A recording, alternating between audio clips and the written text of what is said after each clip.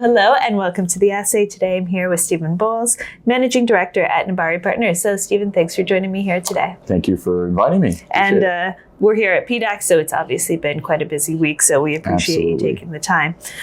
So maybe we could just start by looking at your career and your role at Nebari Partners. Absolutely. So I'm a managing director at Nebari Partners, and we're a credit-focused fund in the mining sector. So we look to partner up with mining companies and to provide debt financing solutions, inherently to help companies through their value creation journey, from resource stage through to production. My background is I'm a project engineer by trade that got into the financial sector.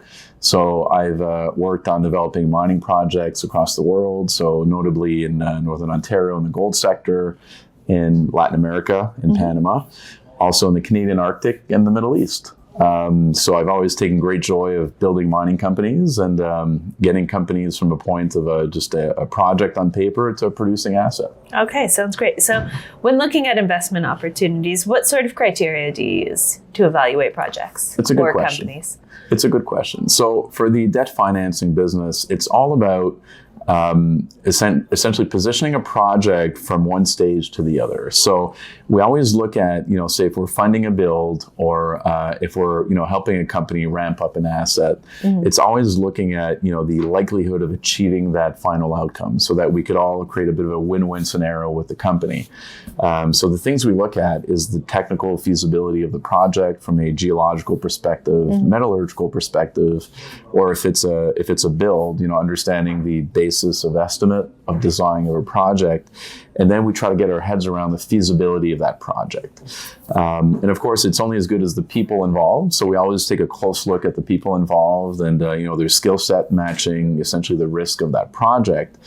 And we really want to make sure that when we engage, it's a partner model so that we get from point A to point B together. So if we feel there's gaps in there and we can mitigate them, we'll work on that with the company.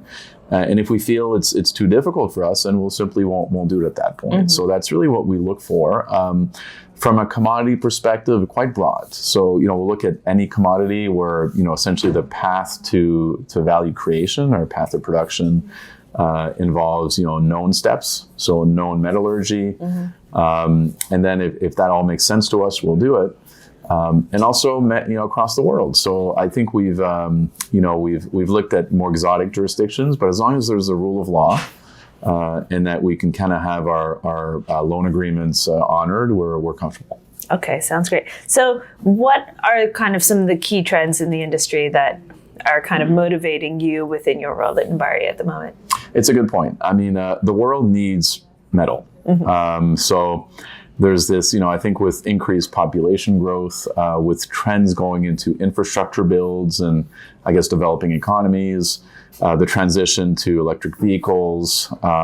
So there's always a need for metal.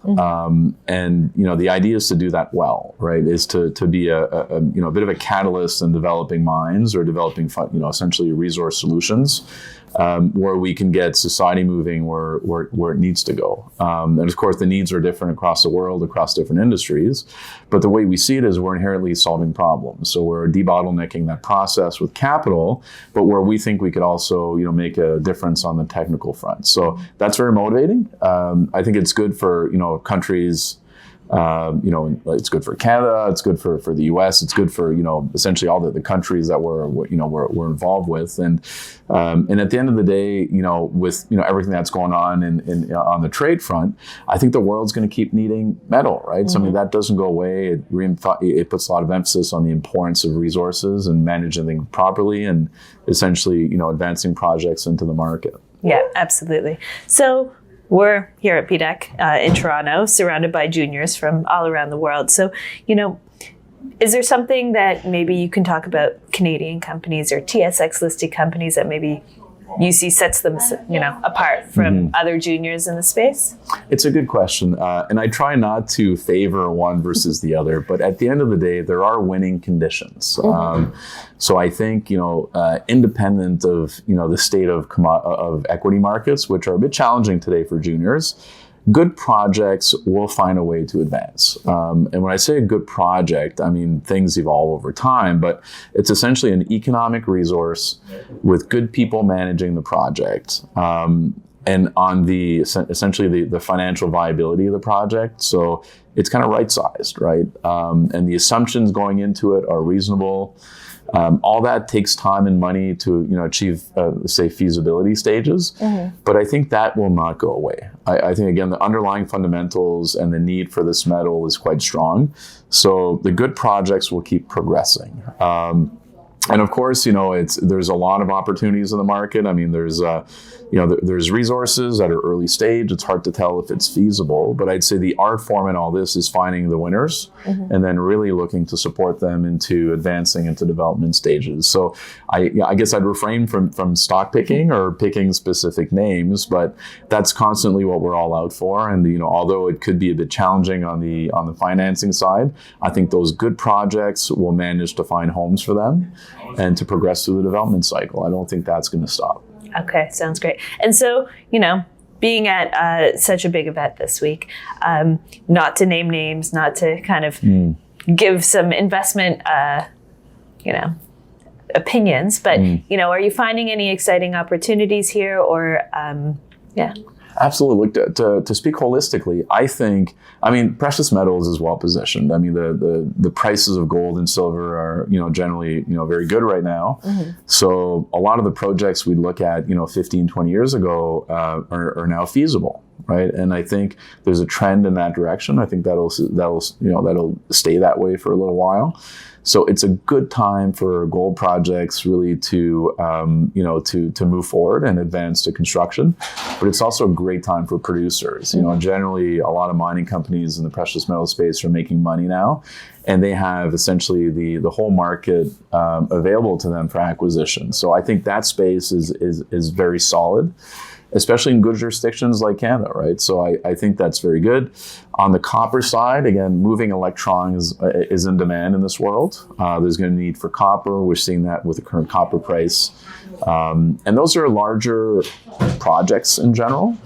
And I'd say there hasn't been a lot of new builds, right? So I think, copper's got good fundamentals for, companies that want scalable mining properties. And the large mining companies will look to buy out some of the best projects. I think there's good fundamentals there to proceed on the copper side. Now, it doesn't mean the other commodities are not good. There's cycles and things come and go, but certainly for those those three metals, I'd say they've got great fundamentals today. All right, sounds good. And just to close things off, any kind of key themes that you're seeing emerging this week? That's great. I'd say with the trade challenges we're having in North America, I think that's putting renewed interest in mining. I think we're seeing that with different representatives of government. We're seeing that with mining investors. The desire for metal is not going away. It's an international market for trading. And the resource is where it is. It's not going to move. So, and inherently, there's direct wealth creation with mines. It creates jobs. There's scalable businesses. And essentially the money multiplier effect in the economy of mines is just fantastic. So I think people have come to, kind of raise their awareness across the board there. And I think that's going to stimulate investment and interest in the sector. And I think that's very good. Absolutely. Well, those were all the questions I had for you today, Stephen. So thank you very much for joining us, and I hope you have the good rest of the time at PDAC. Thank you very much. Appreciate it. Thanks. All right.